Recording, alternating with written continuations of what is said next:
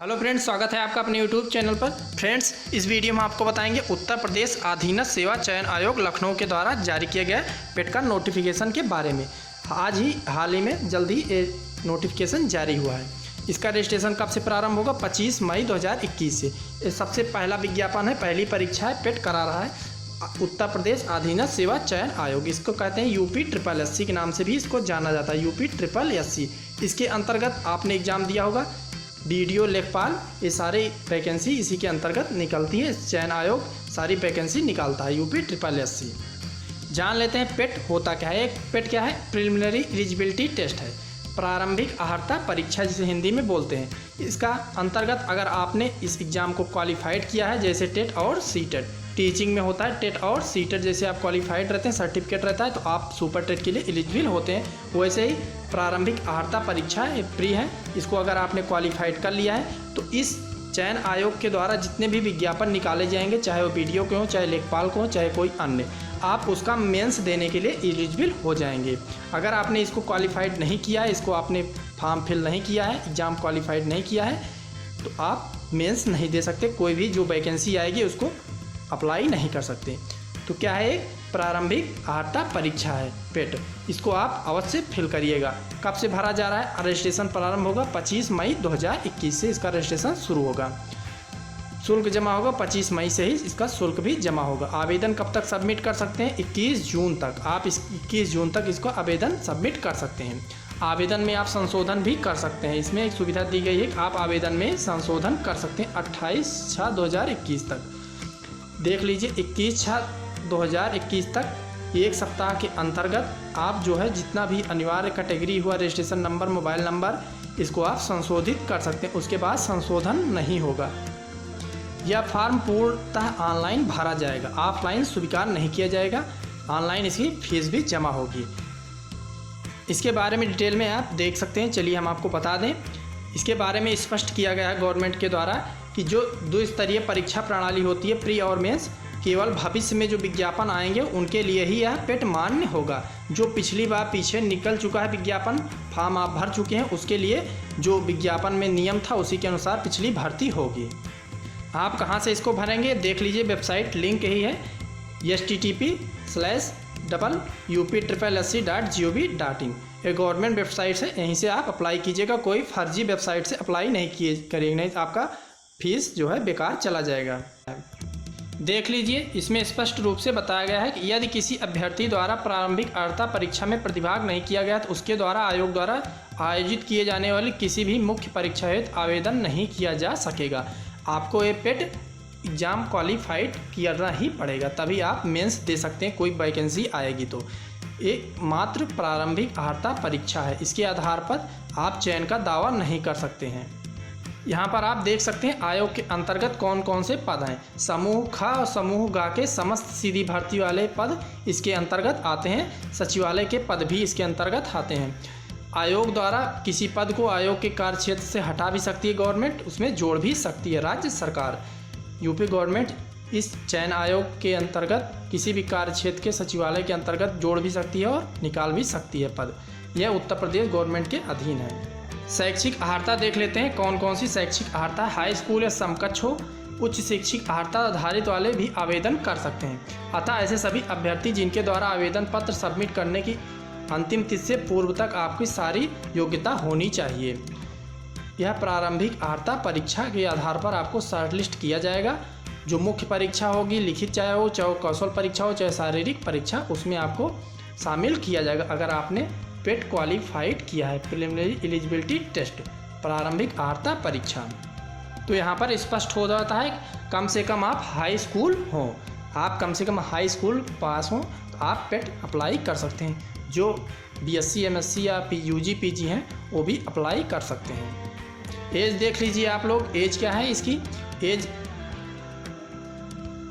उत्तर प्रदेश अधीनस्थ सेवा चयन आयोग में विभिन्न पदों से विभिन्न प्रकार के पदों का अध्याचन उपलब्ध कराया जाता है, जिसमें न्यूनतम आयु है 18 या 21 वर्ष, अधिकतम 40 वर्ष तक इसमें अप्लाई कर सकते हैं। तो 18 वर्ष होना आवश्यक है। उम्र में भी नियमानुसार छूट दिया जाएगा अनुसूचित जात, अनुसूचित जनजात, अन्य पिछड़ा वर्ग के लोगों को। यहाँ पर आप ध्यानपूर्वक गौर कर लीजिए, इसको नोट करके रख लीजिए कि प्रारंभिक अर्हता परीक्षा में प्रतिभाग करने वाले अभ्यर्थियों का स्कोर परीक्षा परिणाम आयोग की वेबसाइट पर अपलोड किए जाने की तिथि से 1 वर्ष तक मान्य होगा। 1 साल तक उसकी वेबसाइट पर यह मान्य होगा जो आपका परिणाम होगा, जो आप प्रारंभिक अर्हता परीक्षा में पेट में क्वालिफाइड किए रहेंगे, उसकी वेबसाइट पर अपलोड किए जाने की तिथि से 1 वर्ष तक वह मान्य रहेगा। 1 साल के लिए वैलिड रहेगा आप जो क्वालिफाइड एग्ज़ाम होंगे पेट। फिर 1 साल के बाद आपको फिर से पेट एग्ज़ाम देना पड़ेगा, क्वालिफाइड इसको करना पड़ेगा, जिससे आप मेंस एग्ज़ाम दे सकें। अगर आपका सिलेक्शन हो गया इसी में तो बहुत बहुत आपको धन्यवाद होगा। अगर आप क्वालिफाइड नहीं कर पाए हैं तो नेक्स्ट ईयर फिर आप पेट एग्ज़ाम देंगे।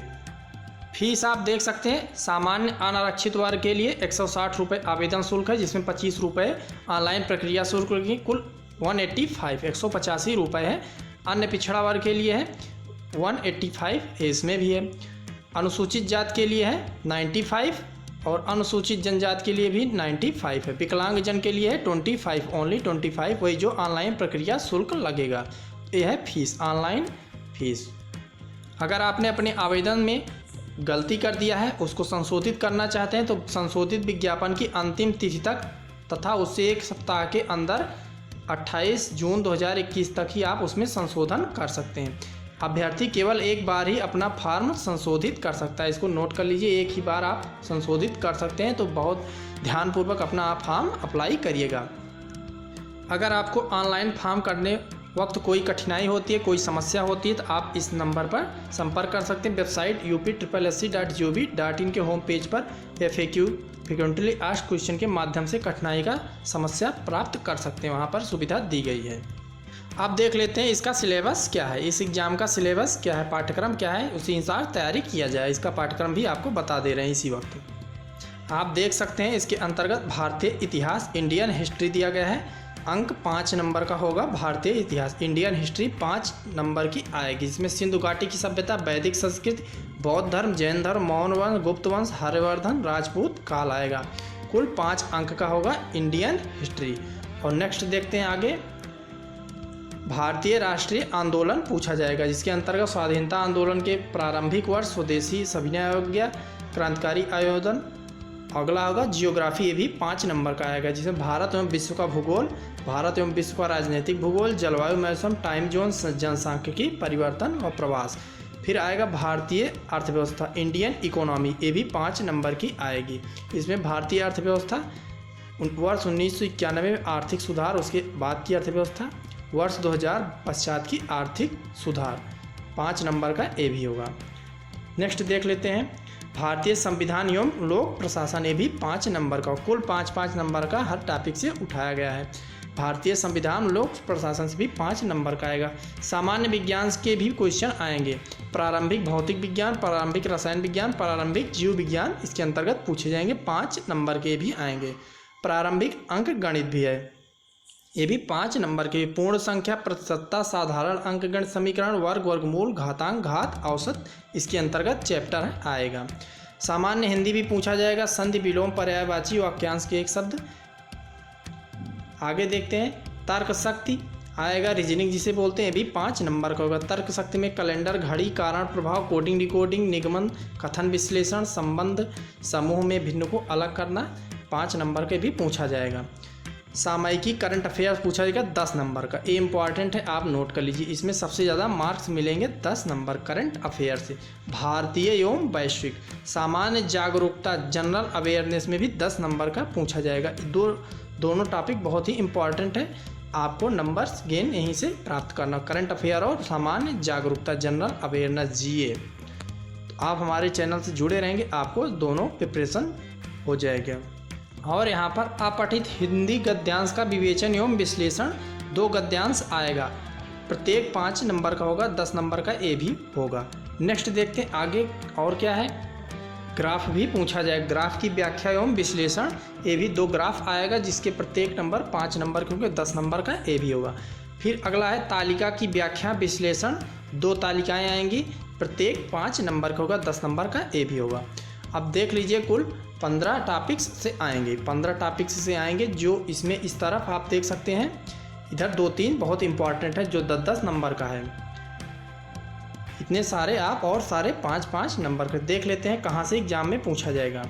तो एग्ज़ाम में पूछा जाएगा NCERT के आधारित सीनियर सेकेंडरी स्तर का होगा 1/4, 1/4 निगेटिव मार्किंग भी है। इसमें नोट कर लीजिए, इसमें निगेटिव मार्किंग भी है 1/4। एक क्वेश्चन गलत करेंगे 1/4 आपका नंबर कट जाएगा। परीक्षा का स्तर वस्तुनिष्ठ प्रकृति का होगा, बहुविकल्पीय प्रश्न इसमें आएंगे। फ्रेंड्स, ये था UPSSC के द्वारा जारी किया गया नोटिफिकेशन प्रिलिमिनरी एलिजिबिलिटी टेस्ट पेट का। आज ही 24 मई 2021 को जारी हुआ। आपको इसके बारे में हमने जानकारी दे दी है। 25 तारीख से कल से आप अप्लाई करना शुरू कर दीजिए। ज़रूर इसको आप फॉर्म भरिए और क्वालिफाइड करिए, तभी आप जो भी वैकेंसी आएगी उसके लिए एलिजिबल होंगे। नहीं तो वैकेंसी सामने से आएगी, आप कुछ कर नहीं पाएंगे। वीडियो देखने के लिए आपको बहुत बहुत धन्यवाद। हमारे चैनल को सब्सक्राइब न किया हो, सब्सक्राइब कर लीजिए। ऐसे ही आपको लेटेस्ट जानकारियाँ व ज्ञान दिया जाता रहेगा।